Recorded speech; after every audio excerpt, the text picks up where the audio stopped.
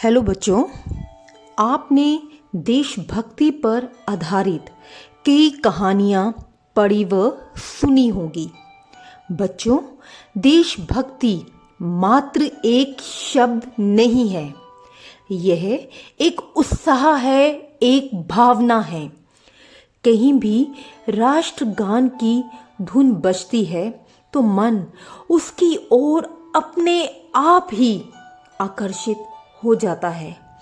कदम खुद ब खुद थम जाते हैं और दिल से भारत माता की जय बरबसी निकल जाता है। देश प्रेम एक ऐसी भावना है जो सिखाई नहीं जाती, ये तो हमारे व्यवहार में है, हमारे लहू में है। आइए जगाते हैं इसी राष्ट्रभक्ति की भावना को नेताजी का चश्मा कहानी के माध्यम से। नेताजी का चश्मा कहानी के कहानीकार स्वयं प्रकाश जी हैं। कहानी सुनने से पहले उसके पात्रों से परिचित होते हैं। कहानी के मुख्य पात्र हैं हालदार साहब। दूसरा पात्र है ड्राइंग मास्टर मोती लाल जी। तीसरा पात्र है पान वाला और चौथा पात्र है कैप्टन चश्मे वाला। पात्र परिचय के पश्चात अब हम कहानी की ओर बढ़ते हैं। कहानी की शुरुआत होती है एक कस्बे से। ये कस्बा बहुत बड़ा नहीं था। यहाँ कुछ ही पक्के मकान और एक बाजार था। कस्बे में एक लड़कियों का स्कूल, एक लड़कों का स्कूल, एक सीमेंट का छोटा कारखाना, 2 ओपन एयर थिएटर और एक नगर पालिका भी थी। यह नगर पालिका समय समय पर कई काम करती रहती थी, जैसे कि सड़कें पक्की करवा दी, कभी कबूतरों की छतरी बनवा दी, तो कभी सम्मेलन आयोजित करवा दिए। इसी कस्बे के मुख्य चौराहे पर नेताजी सुभाष चंद्र बोस की मूर्ति लगी है। इस प्रतिमा का निर्माण इसी नगर पालिका ने करवाया है। अपनी इस कहानी का केंद्रीय विषय नेताजी की यही प्रतिमा है। इस प्रतिमा के निर्माण के बारे में एक आश्चर्यजनक बात है। यह मूर्ति किसी मूर्तिकार ने नहीं, बल्कि हाई स्कूल के ड्राइंग मास्टर मोतीलाल जी ने बनाई थी। ड्राइंग मास्टर ने मूर्ति बनाई, लेकिन क्यों? तो बच्चों, इस क्यों की खोज करते हुए कहानीकार अनेक अनुमान लगाता है, जैसे कि नगर पालिका को अच्छे मूर्तिकारों की जानकारी ना होना, या फिर ये भी हो सकता है कि मूर्ति के निर्माण का बजट उपलब्ध बजट से काफ़ी ज़्यादा होना, या काफ़ी समय मूर्ति से संबंधित चिट्ठी, पत्री, फाइल को पास करवाने में बर्बाद होना, या ये भी संभावना है कि नगरपालिका की समय अवधि समाप्त होने वाली हो।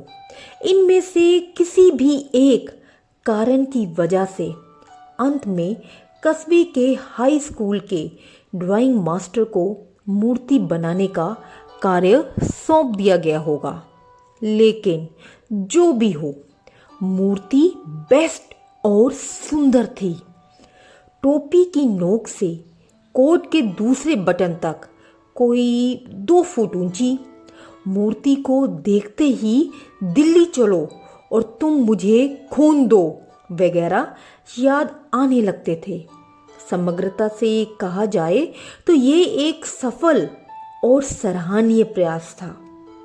मूर्ति में सब कुछ तो ठीक था, सिवाय चश्मे के। मूर्ति पर चश्मा नहीं था। ये कमी काफ़ी बड़ी कमी थी, जो आँखों को खटकती थी। नेताजी की मूर्ति की इस कमी की ओर ध्यान हालदार साहब का भी गया। हालदार साहब हर 15वें दिन कंपनी के काम के सिलसिले से उस कस्बे से गुजरते थे। कस्बे के मुख्य चौराहे पर अपनी जीप रुकवाते और एक पान वाले की दुकान से पान खाते। पहली बार इनका ध्यान मूर्ति की ओर गया। नेताजी की मूर्ति पर संगमरमर के चश्मे के स्थान पर सचमुच के चश्मे का चौड़ा काला फ्रेम देखकर हालदार साहब के चेहरे पर मुस्कान फैल गई। दूसरी बार हालदार साहब उधर से गुजरे तो मूर्ति की आंखों पर अब तार के फ्रेम वाला गोल चश्मा था। तीसरी बार उन्होंने मूर्ति पर एक अन्य नया चश्मा पाया। बदलते चश्मों को देखकर हालदार साहब के मन में अनेक विचार आए, जैसे कि मूर्ति पत्थर की लेकिन चश्मा रियल। एक अन्य विचार ने उनके मन में कस्बे के नागरिकों के प्रति सम्मान का भाव जगा दिया। इसके पश्चात उनके मन में एक और विचार आया कि मूर्ति कपड़े नहीं बदल सकती लेकिन चश्मा तो बदल ही सकती है।